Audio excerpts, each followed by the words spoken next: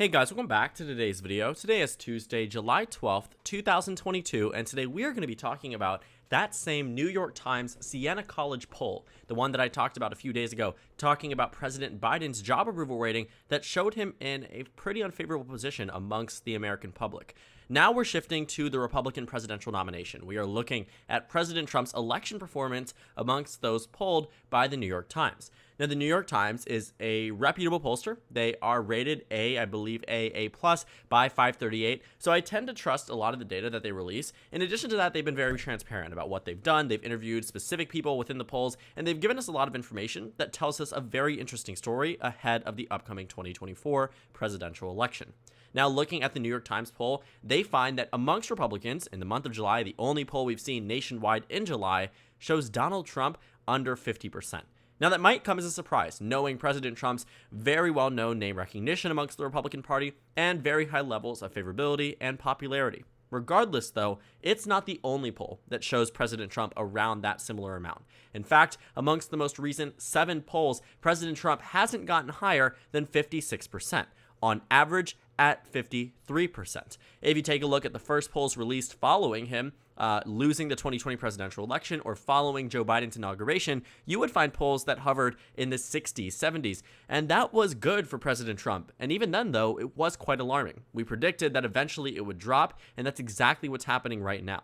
We are 2 years away from the presidential nomination officially concluding into a convention wherever they might hold it. And that pretty much means that there is a lot of room for President Trump to fall. Every other candidate can build their name up, can start to rise in the polls, but President Trump really doesn't have that movement because he started out as the presumptive nominee, and now it's for other candidates to take away from that. And that's exactly what we're seeing in this most recent poll. So the New York Times shows Donald Trump's biggest adversary, Ron DeSantis. This is also something that definitely should not come as a surprise to anyone else. The RCP average shows President Trump with about a 32-point lead nationwide. That lead, according to the New York Times, has narrowed to 24 percentage points. I'm inclined to believe the average because I think that looking at pretty much the aggregate of data does give you a better idea as to where it stands. You can't blindly or solely trust a poll, but I do believe that the number has reduced over the past couple of weeks. Again, taking a look at a lot of the polls that were released immediately following Donald Trump's loss in the 2020 election, you saw some that hovered around where we are right now, such as Trump plus 24 or Trump plus 35. But that wasn't standard. What was standard was 42, 41, 57, 45, 58, 49, 43. But as the months went on, and the year went on, it got closer and closer and closer till now it's hovering around 30 points on average in terms of a lead. The fact that President Trump can barely get over 1 and 2 Republicans to back him for a presidential nomination that he has been practically running for ever since he won the 2016 presidential election is troubling for the former president. And the fact that Ron DeSantis can get 1 in 4 Republicans to commit to voting for him now, when Ron DeSantis hasn't even launched a campaign, versus Donald Trump, who's going across the nation, making his moves within primaries, backing candidates, campaigning for candidates, getting out on the campaign trail.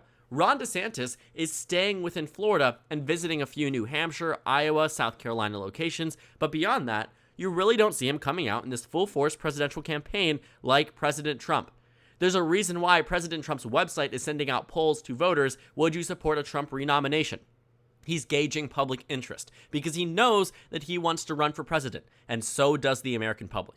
Yet even with all of this, very apparent for the former president, he still isn't getting the amount of support that he needs.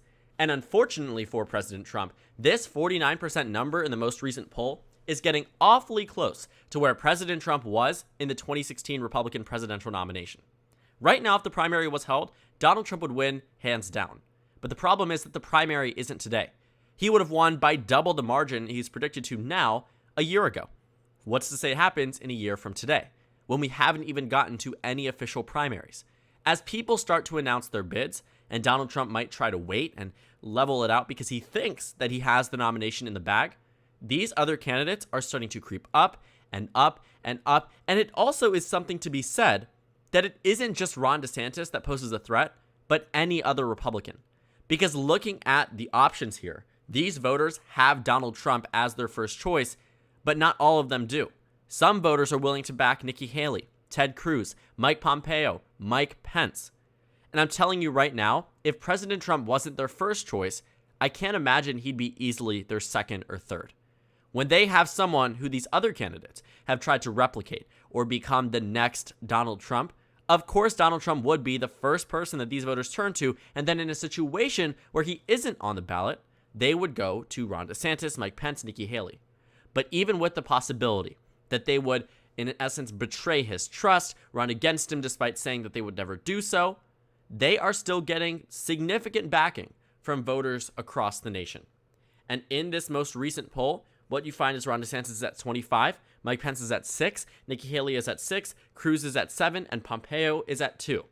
Meaning the combined anti-Trump vote, and not necessarily that they hate President Trump, I'm sure they'd gladly vote for him in the presidential election, but the, I guess, against Trump nominee vote is 46%. So the combined vote against President Trump is 46%. And for him, 49%. As a former incumbent president, as a two-time Republican nominee for president, he is running with only 49%. And on average, 53%. That average of 53%, and then the anti, or yes, not necessarily anti, I don't know why I keep using that. I'm getting flashbacks to 2016. More so, you know what I mean, talking about the combined non-Trump vote, 53 to 40. Only a 13-point advantage nationwide for someone who was quite literally the most recent Republican presidential nominee. Donald Trump's influence on this nation is diminishing. I agree entirely with what Larry Hogan said. Now, it's not just because he's my governor. I would say that maybe have some type of bias. I do tend to like Maryland politicians more than I like other politicians from other states. That's just because I'm from the state. But I do think that this analysis and this this reasoning that Hogan put behind it is absolutely true. You take a look at 2022 primaries, some of which are extremely important. None more important to President Trump than the one that occurred in Georgia. And yet President Trump was wrong in almost every single race, only successfully winning the Senate primary in which Donald Trump practically strong-armed candidates out of the race, pushed them into House races. In addition to that, also, what he did was clear the field from the beginning. He made sure that David Perdue wouldn't try to run for Senate again. And if you think that's something that might be a crazy narrative, David Perdue actually filed to run for Senate in 2022. Then a week later, ultimately left it after meeting with President Trump. And what we find out was that 6 months later, he was running for governor and immediately got the Trump endorsement. But it's not just that. You take a look at many other races. Donald Trump endorsed in the Attorney General's race, lost. Land Commissioner race, lost. 2 House races, lost. Georgia Secretary of State, one of the most high-profile Secretary of State races in the nation. Brad Raffensperger, vilified by the national GOP, won his primary easily. What you have, David Perdue in the governor's race, one of the most embarrassing defeats for President Trump, because the polls said that David Perdue, the 7-month Trump-endorsed candidate, was going to lose by 30 points. David Perdue goes out to the media and says, I don't know what type of data you're getting, I don't know who you're asking, but I might lose on Tuesday, but I can guarantee you I'm not losing by 30 points. He was absolutely right. He lost by 50. Right? So when you see that Brian Kemp, another Republican, the governor who certified the 2020 election results, and by no means is someone that seems to be a fan of Joe Biden or a fan of Joe Biden winning the state of Georgia, but upheld democracy in the way that he had to do so as governor. He signed on and agreed to certify the election results because he knew in his heart that the election wasn't rigged. Well, Donald Trump didn't like that and went on this full-fledged attack against him. Brian Kemp was re-nominated for the Republican Party by over 70 percentage points. Did better than he did in 2018 with a Trump endorsement. This influence on Republican primary races, this influence on the 2024 nomination is diminishing, and we are seeing it happen in real time. It also isn't just opinion polls nationwide. It isn't just what popular governors are saying across the nation. It's also what you see when it comes down to electability performance and also amongst conservative elites. Conservatives like President Trump, but I can't say that they all do across different parts of this country. In CPAC's poll, they do one every single conference, a straw poll, to gauge who people want to run for president. Donald Trump won it in 2021. He won it again in 2022. But the straw poll isn't always accurate. They chose Rand Paul. They chose Chris Christie. They propped up big names that ended up falling flat on their face in the 2016 presidential nomination, in the 2012 presidential nomination, in the 2008 presidential nomination. Straw polls don't mean as much as we might think in terms of predicting the victor, because much of the time they are wrong about their top nominee, and they could very well be wrong yet again. But what they are good at is gauging those who would be in attendance at CPAC. These aren't average Americans, these are Republican leaders, meaning that these are people that have influence over the Republican Party. It's good for President Trump that he's getting 59% of the vote, but these are amongst Republican leaders who would die for President Trump. I kid you not, they would. Many of them are in love with the man, as you see on both sides of the aisle in terms of idolizing politicians. Yet amongst that group, only 59% of them say that they want Donald Trump to be their 2024 nominee. Ron DeSantis is at 28%. This push against President Trump is being elevated by Ron DeSantis as a potential Republican nominee. And voters here, even amongst the elites on the Republican side, are willing to back DeSantis even when Trump is an option. Because they look back to the 2020 presidential election and they say, you've gotten your shot twice, and you failed us in 2020. We might still like you. You started a new movement in the Republican Party. You shifted us away from centrism and more towards a more extremist level of values and republicanism and conservatism. But they aren't willing to renominate him. At least 1 in 4 voters, and in some cases, nearly half of the Republican Party is choosing candidates besides President Trump. That's where it gets surprising. In addition to that, as I said, there might be this national lead, but it isn't in every part of the country. There was a recent conservative convention in Colorado, and what they chose was Ron DeSantis over Trump. They found that amongst these voters, 71% wanted DeSantis in their straw poll versus 67% for President Trump, meaning that in some parts of the country, DeSantis is beating Trump. In some of the states, it has gotten close, and I made videos about it because it was interesting. You look at the presidential nomination and you look at it state by state, sometimes it is surprisingly close. For instance, you take a look at Iowa, Trump's lead diminishes to 20 points. You take a look at other states. Let's go ahead and move away from the national number ones. You take a look at Massachusetts. The lead goes from 30 nationwide down to 27. You look at New Hampshire. DeSantis beats Donald Trump in this poll. You take a look at Illinois. The lead diminishes from 35 to 28 points. Maryland, the lead narrows down to 23 points. The influence is diminishing, and in some parts of the nation, such as New Hampshire and now what it seems to be Colorado, voters here, Republicans here, and the elite ones that have heavy influence over their party seem to be more favored towards Ron DeSantis. And that should be very alarming for the former president. And as I was talking about electability, DeSantis offers something that other Republicans do not. He hails from one of the closest states, typically speaking, in the entire nation. But he has it locked down for 2022. Donald Trump's endorsees, on the other hand, what you find is that Pennsylvania, his major GOP candidate here, Doug Mastriano, who easily won his primary, has only a 1 in 4 chance at a state that Joe Biden won by less than 2 points. Just 1 in 4. Mastriano, in any other red wave year, if he just wasn't as bad of a candidate as he is, would be dominating this race. Shapiro is a strong Democratic candidate, but he still should be easily beatable. There are strong Democratic candidates in some congressional districts and some Senate races that could still very well lose their races. For instance, neighboring Tim Ryan in the state of Ohio is a phenomenal candidate. He's not on here. This is the governor prediction, but he has about a 1 in 5 chance at victory. He is similar to Shapiro in the regards that he is a strong Democratic nominee, but I can't say Republicans have the weakest one. They certainly do, though, in the state of Pennsylvania, and that would be a major loss for President Trump. President Trump could have elevated someone else who could have won the governorship. Same thing in the Senate race. Could have elevated Dave McCormick instead of Dr. Oz, and yet he chose the losing candidate. And that's where it gets difficult, because Donald Trump might endorse someone different in the state of Michigan that who actually win the primary than what is expected here. He might endorse Tudor Dixon, but he also met with her and then still didn't make an endorsement. Donald Trump can endorse someone, but once they lose the general election, as predicted by 538 and many other networks, it becomes difficult to argue to the 2024 Republican Party voters that he got people elected, that he is the reason why Michigan has a Republican governor. Because if he props somebody up and they lose, it looks bad on him. The pressure is on him to choose the right nominees, and I can't say he has done so thus far.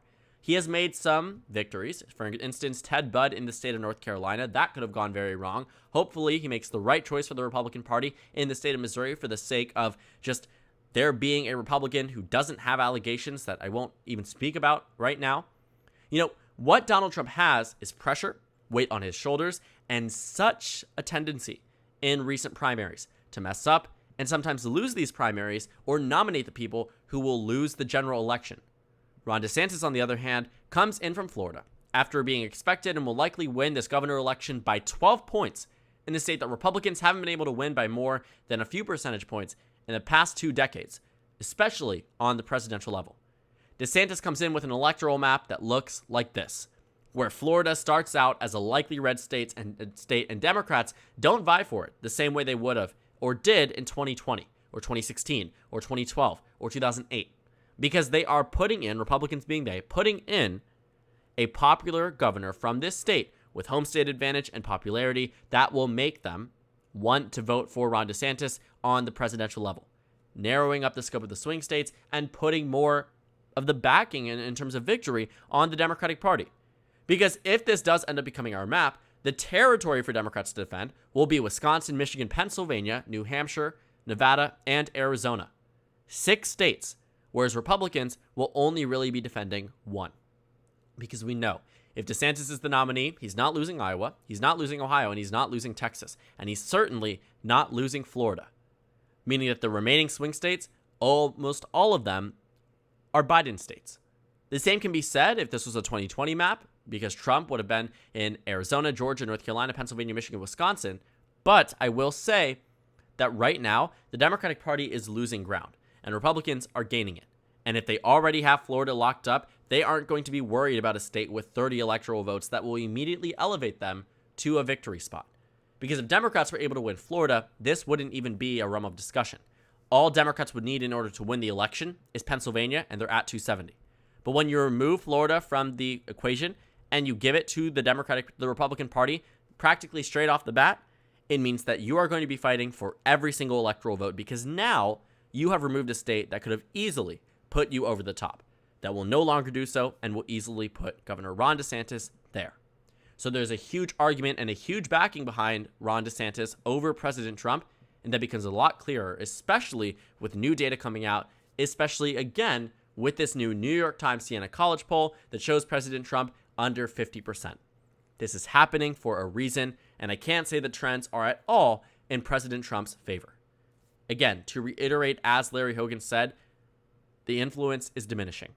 And by next year's time, I wouldn't even be surprised if there were national numbers showing Ron DeSantis over President Trump. We are watching the decline and the irrelevancy increase for President Donald Trump happen in real time. And it becomes very difficult to justify how he could become this 2024 nominee as time goes on. He would win it if it was today. But unfortunately for him, it's 2 years down the line, and it has only gotten worse in the past 2 years for his chances at the presidency.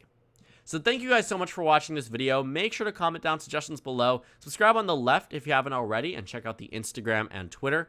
At the bottom left of the screen, there's also a Discord server for you to go ahead and join. On the screen, there's a video you can watch, and then a playlist for my 2022 election analysis videos. Actually, make that 2024 election analysis videos. Again, thank you guys so much for watching, and I will see you all later today.